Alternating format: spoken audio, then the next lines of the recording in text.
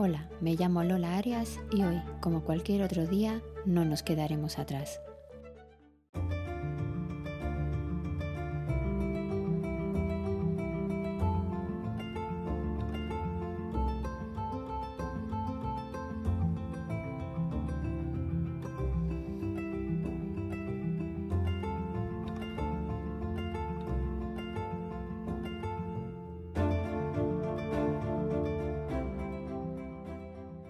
Muy buenas tardes o noches a quienes me estáis escuchando. Comienza la 5ª temporada del podcast No te quedarás atrás. Antes de arrancar, quiero invitaros a descubrir o a volver a escuchar las temporadas pasadas. No te quedarás atrás se compone ya de 128 episodios y de cerca de 80 horas de conversación, de reflexión y de historias que merecen ser escuchadas una y otra vez.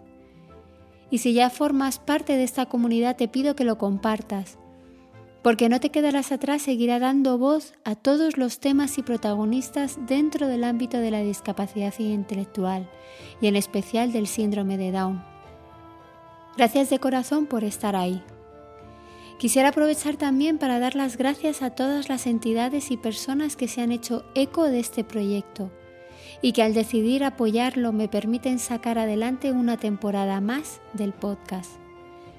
Gracias a Garous Bay Technologies, al grupo Argus Social Value y a la delegación de Mafre en la calle Granito de Madrid. Y un agradecimiento especial a la iniciativa Solidaridad sin Dinero, que ha sabido conectar voluntades, y a mi amiga Carolina por querer sumar y hacer posible que este camino continúe. Y ahora sí, arranca la primera reflexión en este mes de octubre del 2025.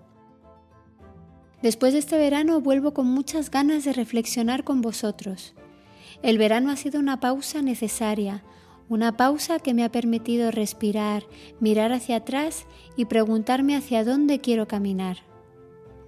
En esos días más lentos, cuando la rutina se afloja y la prisa se apaga, una empieza a ver las cosas con otra luz.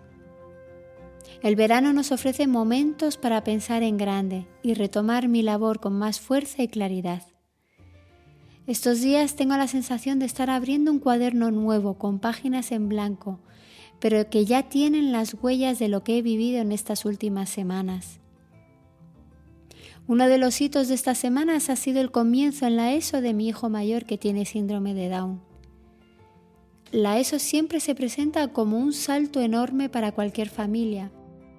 Nuevas asignaturas, nuevos profesores, nuevos compañeros, una manera distinta de relacionarse con el mundo. Pero cuando tienes un hijo con necesidades educativas especiales, ese salto se convierte casi en un abismo. Siento que estoy haciendo un salto de tirabuzón del que todavía no he aterrizado, y cada día me pregunto cómo lo estará viviendo él. Siento el vértigo, pero también la ilusión. Siento miedo, pero también esperanza. Y me pregunto si él también sentirá lo mismo. Lo que más deseo es que pueda caminar su propio camino con confianza, con la certeza de que está en un lugar que lo reconoce y lo apoya. La adolescencia llega con fuerza. Los niños buscan su identidad, su lugar en el mundo, la necesidad de pertenecer. Y cuando hay necesidades educativas especiales, ese reto se intensifica. Aprendes a explicar como madre lo complejo de forma sencilla. Nadie te ha enseñado, solo vas improvisando sobre la marcha. Hace unos días compartí estas reflexiones en LinkedIn y algo sorprendente ocurrió. La publicación se hizo viral. Ha llegado a más de 200.000 personas y ha sido compartida 60 veces.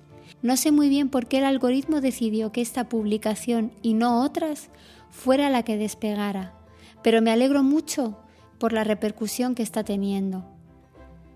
Gracias a ese impacto estoy conociendo a muchas personas que se acercan a esta realidad, algunas nuevas y otras que ya la conocen de cerca. Y casi sin darme cuenta, se ha abierto un diálogo en torno a los temas de los que suelo hablar, pero esta vez desde un lugar mucho más visible. La discapacidad, la inclusión y el punto de vista femenino han cobrado protagonismo por encima de otros asuntos más habituales quizá en esta red social. Y esto me alegra profundamente.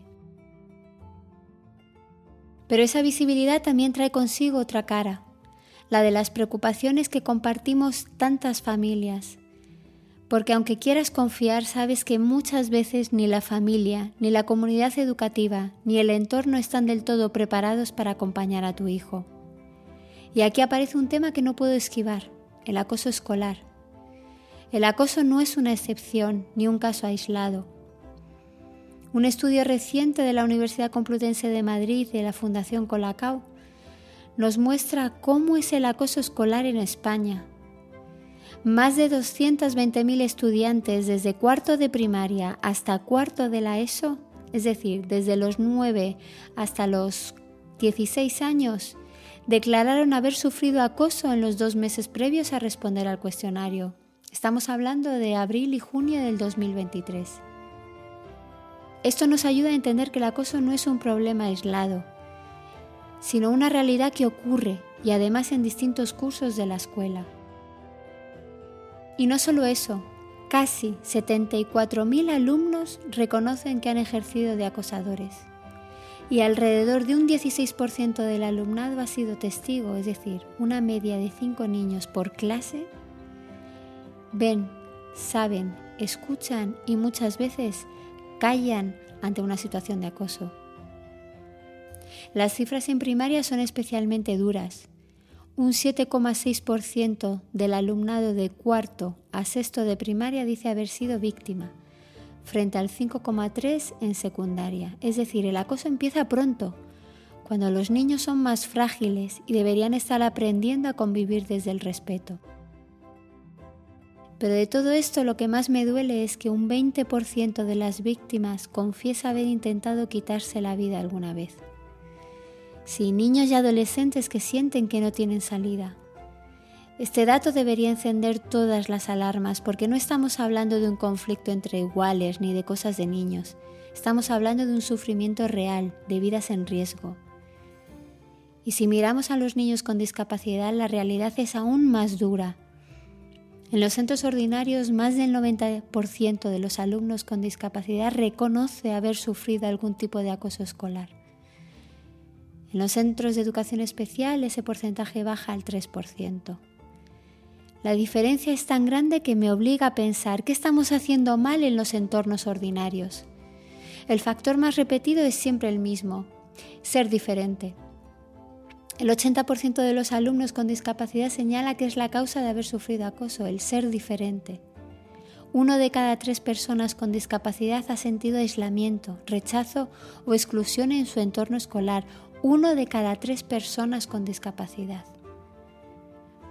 Como madre estos datos me fulminan, como ciudadana me defraudan, porque detrás de cada cifra hay un rostro, una niña, un niño que baja la mirada, que siente miedo de ir a clase, que aprende demasiado pronto lo que significa ser señalado. Por favor, miremos más allá de la etiqueta, de la diferencia, de los prejuicios.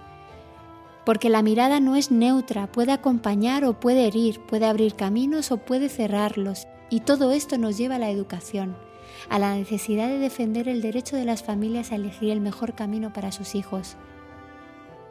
La educación no es lo contrario a la inclusiva, ni tampoco un gueto. No es una batalla entre modelos. Es sencillamente reconocer que no hay una única respuesta y que cada niño merece el lugar donde pueda crecer con dignidad. Y los datos sobre acoso son una prueba más de que necesitamos todas las opciones abiertas, sin juzgar, sin imponer. Este primer episodio es en realidad un repaso de lo vivido en estas semanas y de lo compartido en mi blog y en mis redes. Pero quería traerlo aquí, a este espacio íntimo, para pensar con vosotros en voz alta. Porque hablar de acoso es hablar de respeto, de empatía, de justicia. Y porque hablar de educación es hablar del futuro que queremos construir. Cada uno de nuestros chavales merece crecer sintiéndose valioso, con derecho a equivocarse, a aprender, a descubrirse. Y aquí los adultos tenemos una enorme responsabilidad. Tenemos que estar atentos, tenemos que escuchar, tenemos que educar en la empatía. Tenemos que enseñar que nadie merece ser reducido a una burla, a un insulto, a una etiqueta. En esta 5ª temporada quiero seguir haciéndolo contigo, compartir dudas, certezas, retos y también oportunidades.